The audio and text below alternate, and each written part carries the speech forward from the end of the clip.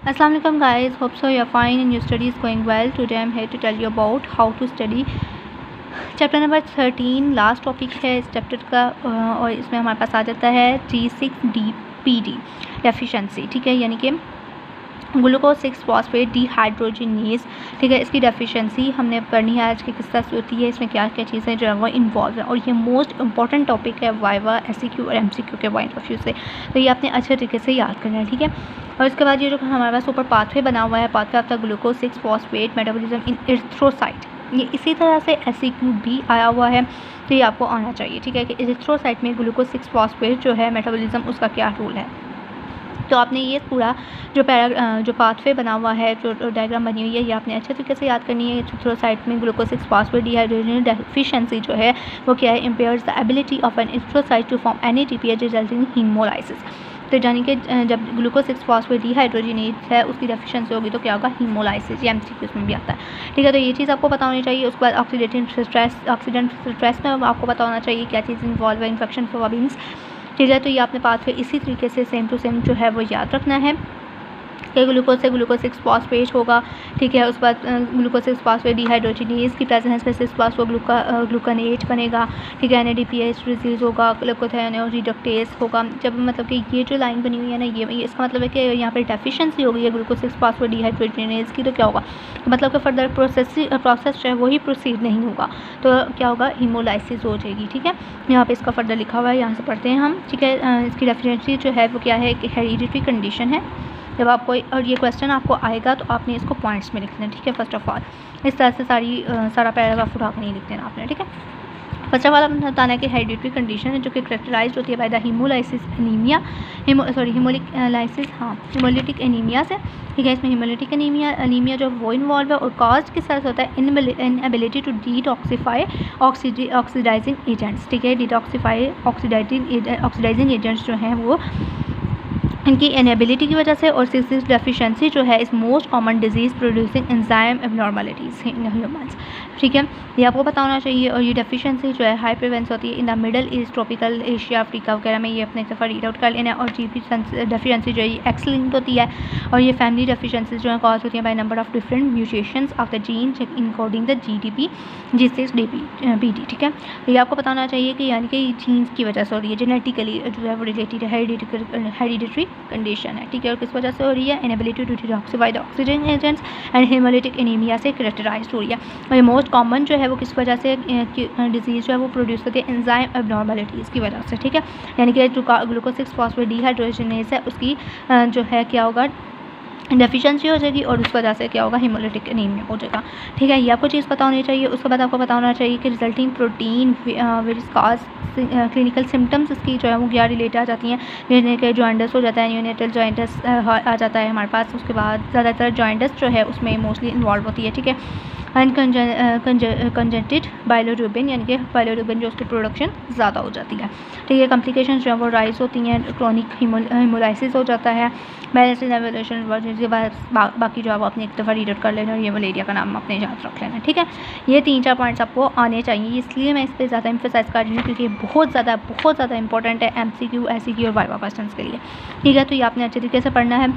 जो आपको पॉइंट्स बताए हैं 3-4 एक दफ़ा मैं दोबारा बता देती हूँ। हेरिडिटरी कंडीशन टेरराइज होता है हीमोलाइसिस एनीमिया से, काज के साथ होता है inability to detoxify the oxidising agents, और जो है जो एंजाइम एबनॉर्मलिटीज़ हैं उनकी वजह से ये मोस्ट कॉमन है। और एक्स लिंक्ड जो है वो ट्राइड्स की वजह से इसकी डेफिशिएंसी होती है, और मोस्ट कॉमन सिम्पटम्स इसकी क्या है, न्यूनेटल जॉइंटस है। ठीक है, उसके बाद इसका जो रिजल्ट है ये आपने एक दफ़ा पढ़ लेना। उसके बाद आ जाता है G6PD role in the red blood cells. ठीक है, एरिथ्रोसाइट्स में इसका क्या रोल है ये मैंने आपको बता दिया पहले कि ये वाला जो डायग्राम है ये भी आपने साथ बना देनी है इसकी। ठीक है, उसके बाद आपने इसमें क्या लिख लेना है कि इस वजह से होता है कि एबिलिटी जो सेल की to form the NADPH that is essential for the maintenance of the GSH pool. क्या GSH पूल जो है ये बना हुआ हमारे पास ग्लूकोथायोन रिडक्टेज का, ये जो है इसकी क्या हो जाती है, एबिलिटी हो जाती है, डिक्रीज़ हो जाती है, जिसकी वजह से detoxification of the free radicals जो हैं उनकी क्या हो जाती है, रिडक्शन हो जाती है। ये आपको बताना चाहिए। Form within the cells और GSH जो है वो प्ले करते हैं इंपॉर्टेंट रोल, ये हेल्प करते हैं मेंटेन करने के लिए reduce states of sulphydryl groups in the proteins. ये पॉइंट आपने ज़रूर याद रखना है। ठीक है, इंक्लूडिंग हीमोग्लोबिन। उसके बाद हमारे पास आता है ये बाकी सारा जो है आपने एक दफ़ा रीड कर लेना। और ये जो है हेंस बॉडीज़, ये आपको बताना चाहिए, इनका दूसरा नाम जो है क्या है, हेंस बॉडी। ये डेफिनेशन भी आपको यहाँ से लेके यहाँ तक आनी चाहिए, ठीक है। उसके बाद प्रोटीन काजेज ये सारा आपने एक दफ़ा रीड आउट कर लेना। और ये कर होती है in the cells of the individual cells, ठीक है। In the RBCs where the pentose pathway of the means of generating NADPH, or RBCs has no nucleus, no ribosomes and cannot renew its supply of the enzymes, ठीक है। ये इसकी main जो point है ये आपने याद रखना है इसका, ठीक है। Other tissues that have alternative sources of the NADP positive inductive melted dependent malate dehydrogenase malic enzymes that can keep the GSH reduced, ठीक है। ये बात एक दफ़ा रीड आउट आपने कर लेना, ठीक है। Classification of the G6 PD deficiency variant, ये जो क्लासिफिकेशन आपको दी हुई है कि आपने MCQ के लिए जो है वो एक दफ़ा रीड आउट कर लेनी है, ठीक है। ये MCQ के लिए पढ़ लेनी है। और बाकी अगर आपको डेफिशिएंसी आती है तो ये वाला पैराग्राफ आपको हर हाल में आना चाहिए, ठीक है। ये बहुत ज़्यादा इंपॉर्टेंट है। और इसका अगर वो रोल पूछ लेते हैं RBCs में तो उसको आपने ये डायग्राम अच्छे तरीके से करनी है। अगर आप सिर्फ ये डायग्राम भी बना देते होते हैं ना, तो अगर 3 नंबर का क्वेश्चन है तो 2.5 या 2 मार्क्स आपको मिल जाते होते हैं, ठीक है। साथ आपने थोड़ा सा इसको अपनी वर्डिंग में एक्सप्लेन कर देना है, बस यही आपने इसमें से याद रखना है, ठीक है। उसके बाद हमारे पास आ जाता है प्रेसिपिटेटिंग फैक्टर्स कौन से आते हैं in the G6 PD deficiency में, तो ये आपको बताना चाहिए। इनहेरिटेड वन है, म्यूटेशन की वजह से होती है, ठीक है। क्लिनिकल मैनिफेस्टेशंस इसके जो है होनी है, दे आर एसिम्प्टोमेटिक, ये आपने पॉइंट याद रखना है, ठीक है। अच्छा, हेमोलिटिक एनीमिया होता है, ये वही सारी बातें जो है वो लिखी हुई हैं इसमें, जो ये 2-3 ड्रग्स और ऑक्सीडेंट ड्रग्स के बारे में बताया हुआ है आपने। If they are treated with के, अगर इनके साथ ट्रीट किया जाता है तो कॉन्ट्रैक्ट एसवेयर इन्फेक्शन, ठीक है। ये आपने पढ़ लेना। इसके बाद ऑक्सीडेटिव रिएक्शंस, फेविज्म, इन्फेक्शन, ये तो 3 पॉइंट्स हैं। इनमें क्या क्या चीज़ें इन्वॉल्व हैं इसके फैक्टर्स में है, 3 पॉइंट्स आ जाएंगे। और इसमें आपने थोड़ा थोड़ा एक लाइन्स की जो है वो लिख देनी है, ठीक है।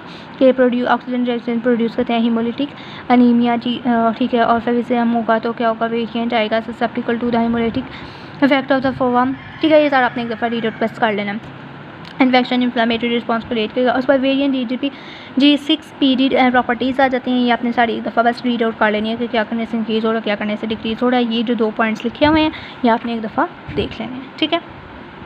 ये इतना ज़्यादा वैसे इंपॉर्टेंट नहीं है, बस डायरेक्ट यही पूछा जाता है कि G6 PD की डेफिशिएंसी होगी तो क्या चीज़ जो है वो अक्कल होगी है, इसकी कॉजेज़ क्या हैं, नॉर्मली इसकी सिम्टम्स क्या हैं, ठीक है, या फैक्टर्स पूछ लेंगे, ठीक है। ये आपको पता होना चाहिए। उसके बाद मॉलिक्यूलर बायोलॉजी, इसकी मॉलिक्यूलर बायोलॉजी जो है ये आपने एक दफ़ा रीड आउट कर लेनी है अच्छे तरीके से MCQs के लिए, ठीक है। उसके बाद चैप्टर की समरी आपने ज़रूर पढ़नी है, इसमें से आपके MCQ सॉल्व हो जाते होते हैं, ठीक है। अक्सर आपको अगर पीछे से चीज़ें ना आ रही हो तो ये 2 चीज़ें आपने अच्छे तरीके से की होना तो आपके SCQ भी सॉल्व हो जाते हैं, ठीक है। तो ये 2 चीज़ें आपने ज़रूर पढ़नी है और अच्छे तरीके से पढ़नी है, ठीक है। जैसे हमारे पास ये देखें ना, role of the glucose six phosphate dehydrogenase आ गए, तो आपको पता होगा कि आप जब भी आप किया होगा तो आपको पता चल जाएगा कि रेट लिमिटिंग स्टेप है, कैटलाइज किससे हो रहा है ये आपको पता चल जाएगा। और फिर क्यों हो रहा है, जैसे पीछे भी हम पढ़ के आए ना, म्यूटेशंस आएंगी जब जीन में तो उस वजह से होगा। लीड क्या होगा, एंजाइम एक्टिविटी डिक्रीज़ हो जाएगी, NADP की प्रोडक्शन डिक्रीज़ हो जाएगी, रिड्यूस ग्लूटाथियोन, ठीक है। और leads to the increase oxygen intermediates जो हैं वो इंक्रीज़ हो जाएंगे, रेड ब्लड सेल की मेम्ब्रेन जो है वो डैमेज हो जाएगी और हीमोलाइसिस होगी और लीड करेगा हीमोलिटिक एनीमिया। अगर आपको ये आ जाता है क्वेश्चन, आपने पीछे से नहीं भी पढ़ा हुआ ना, आपके पास टाइम थोड़ा है तो आपने ये पीस पढ़ लिया, आपने ये सारा इसी तरह से लिख दिया है, चाहे पॉइंट्स अपने पॉइंट्स में बना के लिख दिया है, तो आपके 3 नंबर कोई भी नहीं काटेगा, ठीक है। इसलिए आप इस तरह से इनको जो है वो अच्छे तरीके से किया गया है। कुछ बच्चों को फ्लो चार्ट्स में चीज़ें जो है वो ज़्यादा याद रहती हैं, ठीक है। तो ये बहुत अच्छा लिखा हुआ है, दोनों आपने अच्छे तरीके से याद करने हैं और इसके जो MCQs हैं वो भी आपने एक दफ़ा देख लेना है, ठीक है। अगर आपको वीडियो अच्छी लगी है तो लाइक करें, सब्सक्राइब करें एंड शेयर करें। इंशाल्लाह नेक्स्ट वीडियो में मिलेंगे। और डिस्क्रिप्शन बॉक्स जो है वो जरूर देख लें, उसमें FB पेज और इंस्टा पेज जो है उसका लिंक दिया हुआ है, आप वहाँ से जो है पीछे चैप्टर के जो मैंने मेन पॉइंट्स उधर शेयर किए हैं आप वो वहाँ से देख लीजिएगा। थैंक यू, अल्लाह हाफ़िज़।